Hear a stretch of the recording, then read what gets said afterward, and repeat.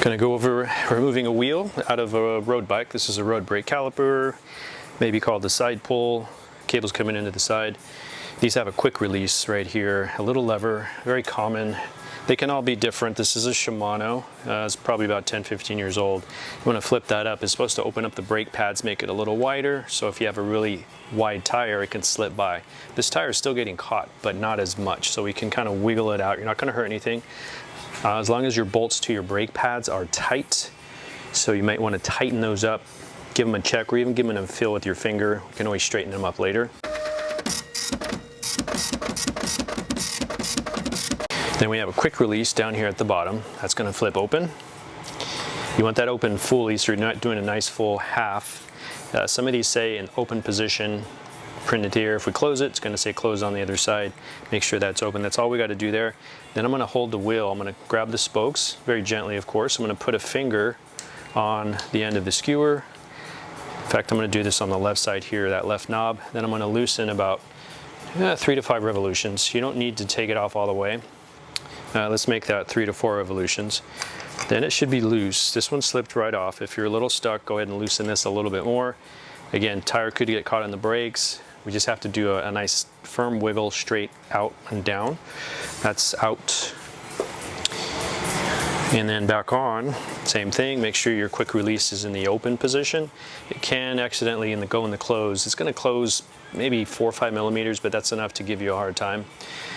And then you're going to go back on. So when we handle this, I can put a finger here and here. I just need to keep this side from spinning as I turn, or vice versa. I'm holding this and then doing a fine adjustment here, either tightening or loosening. Back on. Traditionally, the quick release lever goes on the left side if you're sitting on the bike. So if I'm sitting here, quick release lever is on your left side. It can go on either side. Everything will still function, but this is a good reminder if you have directional tires. These are Continentals, Gator Skin. They have some tread, and it's probably more for like wet riding purposes when you're in the rain. But tread is going to push the water out to the side, so you're not hydroplaning in a sense. So this rim is the tire is directional. So seeing this on my left side is going to remind me that this is the correct direction. Make sure your quick release is still open. Come in if you're stuck. Here I'm going to get through my pads first, but you also have to line up the axle to our dropouts. Dropouts are the opening at the end of your frame, whether this is the fork or the rear of the bike dropouts. So the wheel drops out of it. Coming back in. Just want to line up my axle to the opening of those dropouts. I'm going to keep my pressure upward always. As soon as you release pressure, it's going to fall out. Even if it drops a 1/4 inch, you fall out of your openings of your dropouts. Keep pressure up. Pretend you got a string that's pulling straight up to the ceiling or the sky. Hold that pressure up. I'm going to give this guy a close. Obviously it's loose, so there's no pressure there. I'm going to go in the straight up position, or I'm going to go in the straight back position.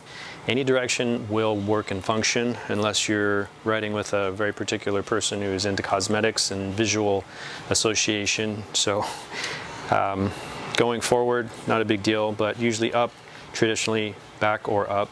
So I'm going to hold the rim and put my finger on the end of this quick release, and I can turn this guy over here, or I can hold this guy, finger on the end of that knob, and then I can spin this guy from doing a speed spin. At some point you want to give it a feel. We should still feel pressure some way halfway through on most of these, then we can push a little harder to give it a full close. So I'm going to go, okay, a little tight there. I don't want to force it close. If it's really hard to close, it's going to be twice as hard to open. Just remember that part. So I'm going to loosen up. I'm going to hold this side, and I'm going to turn the other knob about a 1/4 turn or a 1/2 turn. Small increments, be patient. Now I'm going to go ahead, and it feels a little better. I can get a little more closure on it. Haven't put a lot of pressure yet, but I'm going to have this handle go in the palm of my hand. I'm going to grasp my fingertips on the fork just for a little leverage. Again, I'm not struggling, but it feels good. I like that pressure. It's really hard to tell you how much pressure. Maybe there's a little indentation in your skin. Everyone's a little different. I just want to be able to walk up to this and maybe put one finger on it and try to open it. If you open it with one finger, that's telling you it's pretty loose. So tighten it up, another turn. So I'm perfect here, but if need be, I'll open it fully. Hold this side, come over to the other side, give it a 1/4 turn of tightening or loosening, and then just give this guy So because this bike is up in the air, the wheel is up in the air, there's always a chance that the wheel can go in slightly crooked, which means it's going to rub your brake pad. So right now I'm going to close this, give it a spin. I'm not rubbing, but I never trust that. I never trust myself to have a totally straight wheel, especially if you're going to go forward with a brake adjustment. You want that wheel straight. You know, when you do your brake adjustment, you're doing it to a straight wheel, not pulling it out, putting it in later, and then find out that your wheel was crooked the whole time. Same with the rear. It's going to be good for when you need to adjust your brakes or adjust your rear derailleur. So once that wheel's in there, maybe you're on the floor already, but bike standing straight up and down. This is my go-to to make sure that the wheel is centered. Don't touch the wheel. Balance your bike straight up and down. Open the quick release fully. You may hear or see that wheel find its center, its home, because the weight of the bike's going to push down. Never lift your frame up with that skewer open. Your wheel will fall out, but obviously you can put that back in. I'm going to give it a little vibration tap just to help the wheel or the axle find its center on those dropouts. That's all I need. Close that straight up, good pressure. Brake is closed.